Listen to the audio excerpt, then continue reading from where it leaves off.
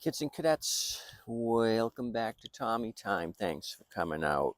We're going to look at a Stihl pressure washer. This came in recently. Customer reached out to me to buy a new Power Smart machine.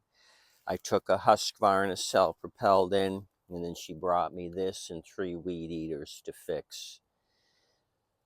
So I told her I would keep 2 of the weed eaters. She wanted to keep 1, and I would fix this. Stihl, it's the RB 200. So she said it's been sitting a while outside and the plastic shows that it's all dried out. It was in the sand. I washed out the intake here. All the sand from the rain kicked it up into here, and I blasted that out. Luckily, there's a screen in there. So the first thing I did was drop the bowl. I just wanted to see what kind of condition the nut was in. This will tell me what the rest of the carb is going to look like. And you can see it's all rusty and cakey here.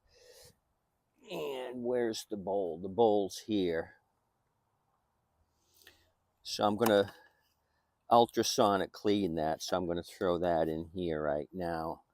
I'll show you what I use. So let's take the carb off of this thing and disassemble it and get it ready for ultrasonic cleaning. This happens to be a 2016 10th month 17th day of 2016. It's a Kohler.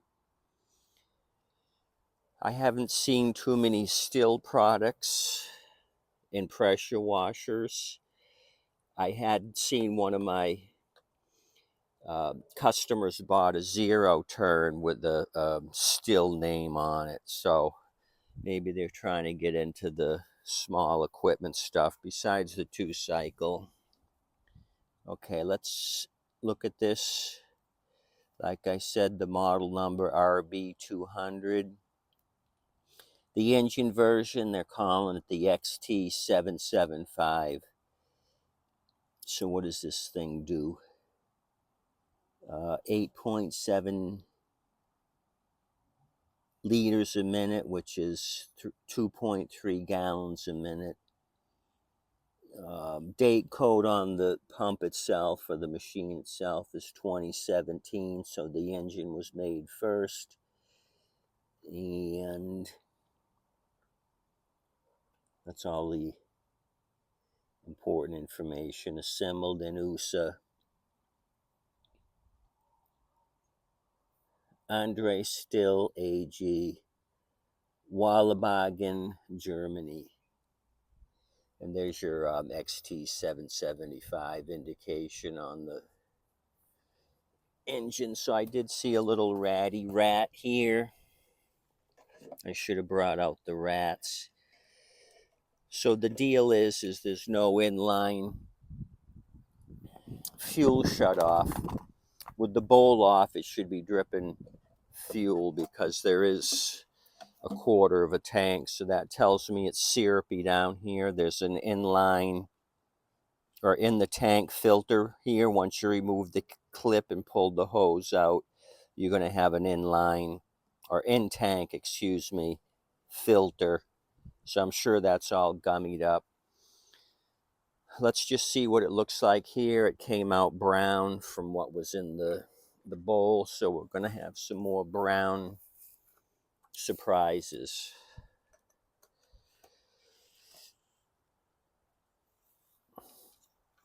I was hoping not to do a carb clean, but I thought it might be in order if it sat for a long time unused. The thing I don't like about these Kohlers is there's a space here you could put an inline fuel filter like the Hondas have, the GCV 160s, 190s. You can turn off the fuel. That would be great on something like this. You could run the machine after turning the fuel off, let the bowl run dry, and say you forgot about it for 2 years and you still had fuel. You could undo the line from the carb, and just let all that crappy gas pour into your container once you turn the valve on, not contaminate the dry carburetor. So that's one thing that I don't like about these. The extra 6 cents for the shutoff valve is something they didn't want to spend money on. The dirty, rotten scoundrels. Okay, what do we got? A lot of debris, but there was a little bit of debris in this container.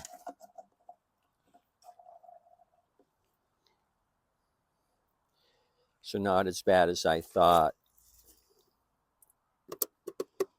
It is kind of murky, and it's sour, so to speak, varnishy smell.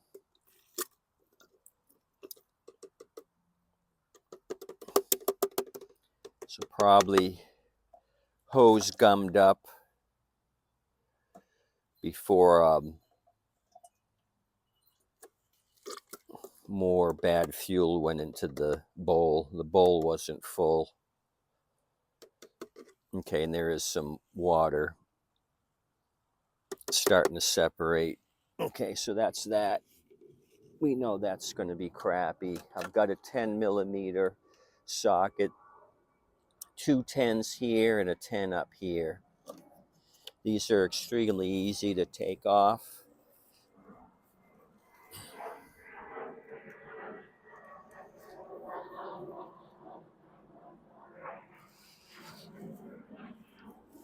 Okay.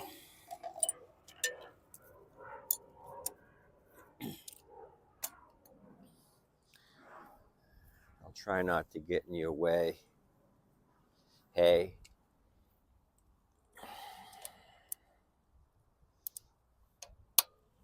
Well, that's tight. This thing's never been off. So I wonder how much use they got out of this thing before it crapped up with crappy gas.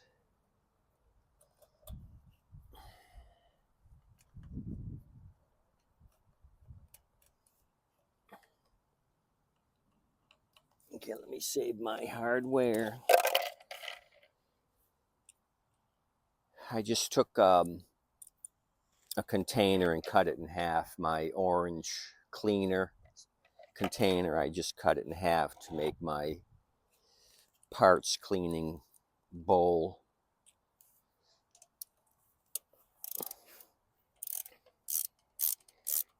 Like I mentioned before, you don't really need a strong detergent. The ultrasonic vibration of your machine does all the work. You just want a medium to have the product parts sit in. Okay, a little spacer there that tried to dance away. Okay.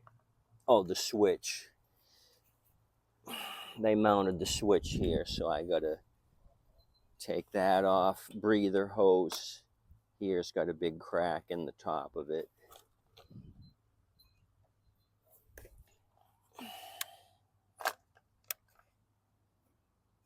So I can just unclip these, it looks like. Yep. So they mounted your on and off here on the plastic cover.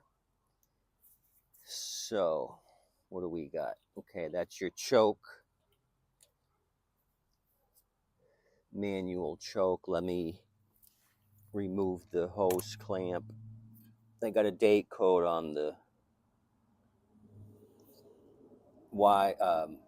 hose here, 2016 on the date code. First month, 19th day on the hose, 2016.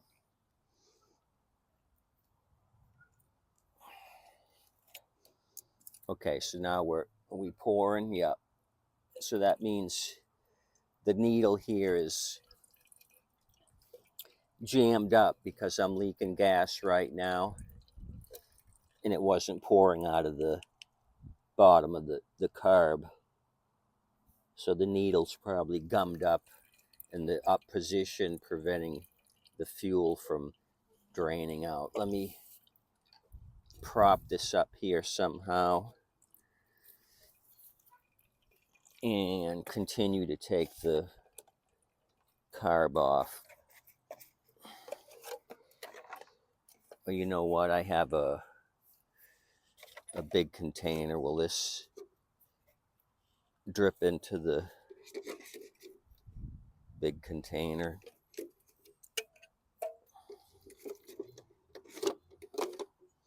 How much more is in here? Oh, we're down at the bottom. We only got another couple ounces. It basically stopped. I'm just going to put the hose up here so it doesn't leak out anymore, and then I'll deal with that later. Okay, I got 2 linkages to remove in the spring. Okay, so you're still with me. Quite simple to get off. So how do we want to do the chokey choke? Looks like I'll do the choke second. The throttle will be easier to do. So I just open the throttle all the way and the linkage will pop up. It's just an L. This here is an S bend on the choke. It's a little more difficult to get off. So grab my spring here and lift that out of the small hole in the plastic. Like so. Set that aside. And let's see if we can pull this all the way off and manipulate that Z bend. Yeah, they give you enough room to manipulate it. So just bend, bend, bend, and there it is. So let's see if the needle is stuck. Yeah, it's not moving. The spring's moving, but nothing else. So let's use this as a work table. Hopefully I don't drop nothing down in there. So we'll disassemble this thing.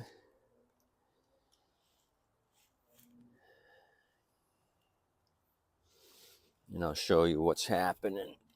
Okay, here's my parts container. So I'm going to pull my pin for the float. Sometimes these are tough if they've been sitting in crappy gas. Okay, that one came out pretty good. See, I'm lifting up on the float, and it's stuck in there, and I can see all the varnish build up. So let me help it along.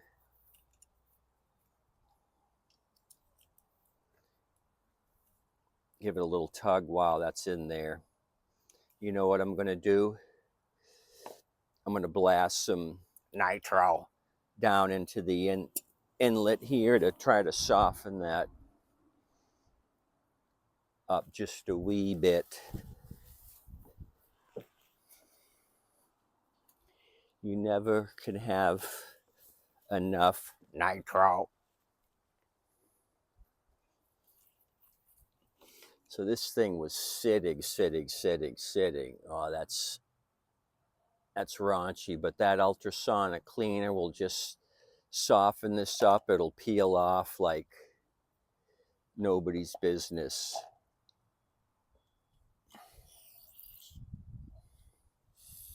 If I were to manually scrape this thing, it'd take me forever. So I'm going to let modern machinery do it for me.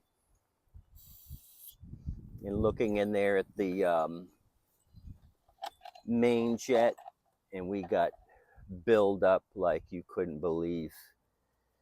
So what I might do is run it through a cycle without removing the main jet, and then try to remove it on the second go around, soften up some of this shellac here. Okay, let me just try to budge this without destroying anything. Okay, there, I got it. Holy cow. Look at all that build up there. This thing was caked up. I'm going to have to manually scrape that off.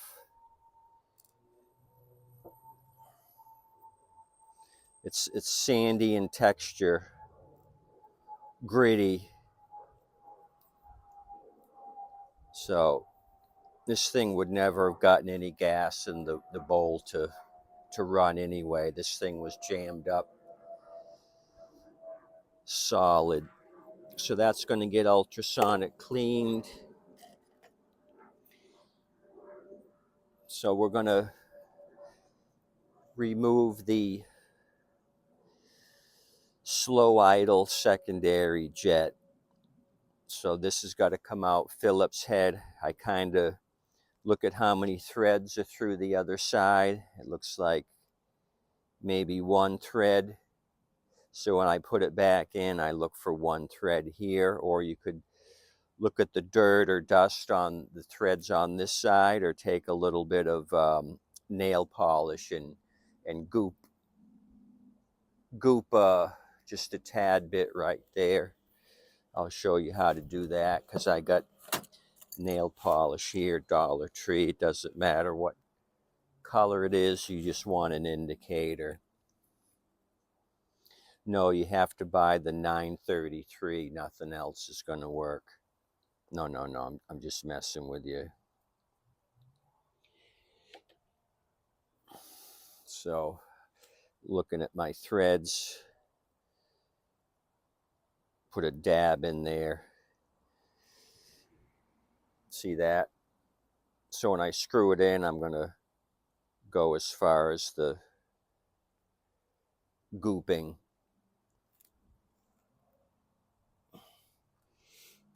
The way I prefer is just count threads on this side. It doesn't have to be perfect. You can adjust this later when it's all put back together again. Okay, let me get a Phillips. Mr. Phillips must have invented this type of screw.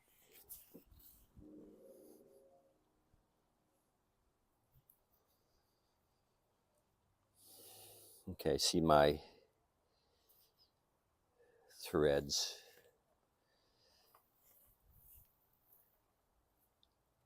See that? So we don't want to put that in the cleaner. We'll put that to the side. And now you take a flat head and just pop up this. If it's this crusty, you're going to want to take your secondary jet off and clean that. Because what will happen is it'll start surging. You put it all back together without cleaning this, and it's going to surge up and down, up and down. It's going to drive you bananas. You know, I don't want you guys to go crazy. So that just pops up. There's a couple of washers on here, O-rings. And so we'll ultrasonic this, but there's a little small jet right here. If you got a bread wrapper, you can poke that free. That's got to be open and clear. And it's got to be open and clear down there. So my way of checking to see if it's clear here, I'll show you. Nitro. Squirt some nitro down in there and it should pour right out the bottom. If it pools and doesn't drain, then you got an issue. See, it went through, it came out the bottom, or it's coming out the bottom. See it dripping? And I don't have any more in there. So this is clean. Let me see if I can get the main jet out. If it does come out, that'll be good. We can throw it in our little bucket.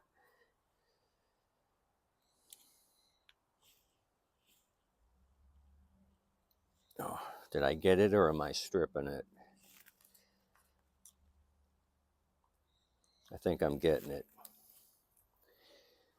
You don't want to put too much pressure on this because it's brass. You're going to end up stripping it and then you won't be able to get it out. So if there's any worry that it's really jammed up in there, let the ultrasonic soften it up. See, we're coming out.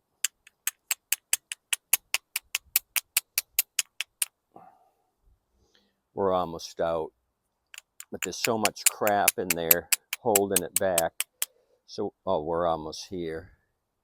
I could get a little pick. Oh, wow. The emulsion tube was right behind it. Sometimes that doesn't want to cooperate. So that's good.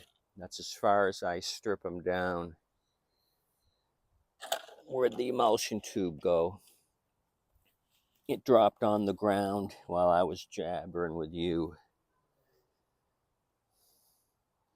So I can't see through it. So I'll ultrasonic this and then come back later with that bread wrapper and make sure each of these holes is free. And I can't see through the jet, so we got gooberization. Here, let me get a small bread wrapper and see how jammed up this thing is. And that's all there is really to cleaning these things. Pulling it apart and making sure these orifices are clean. See, I was working on that 2-cycle yesterday and I was using the bread wrapper.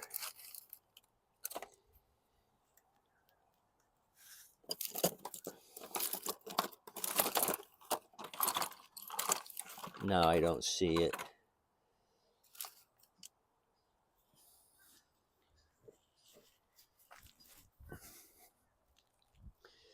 But just take the plastic off of the bread wrapper. This happens to be small electrical wire. And then just poke it through. This will fit through here. I want to see if there's any crap. Oh, not too bad.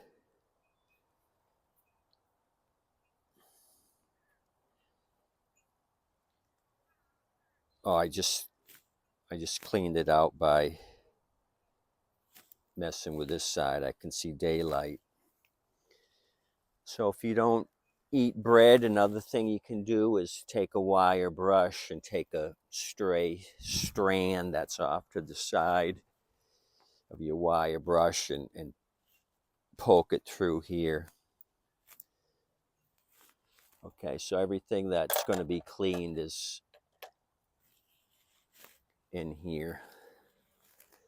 Does it have a model number on this?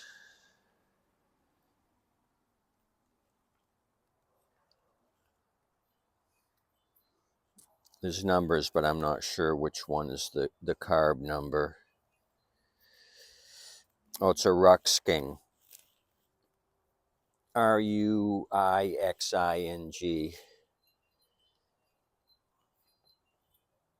So it's got 14053 here. 58 is stamped in ink. Then here it's X-ray kilo 2730239. That might be the production number. So it's all in there.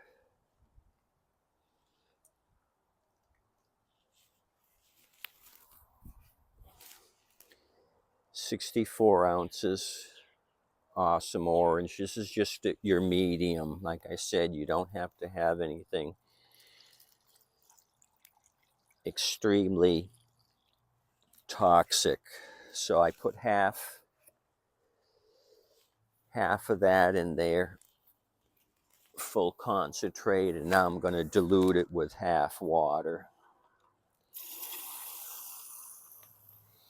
till it's covering all the carb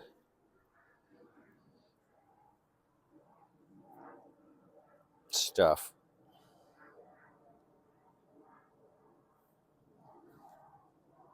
You get the idea. I had turned off the valve to the hose so there wasn't much water in the line. So I've got the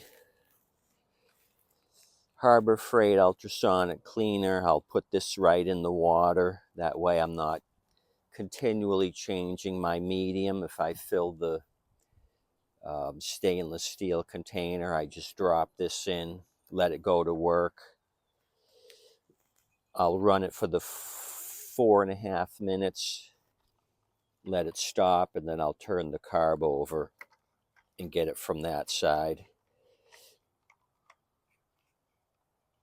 Let it all shake out,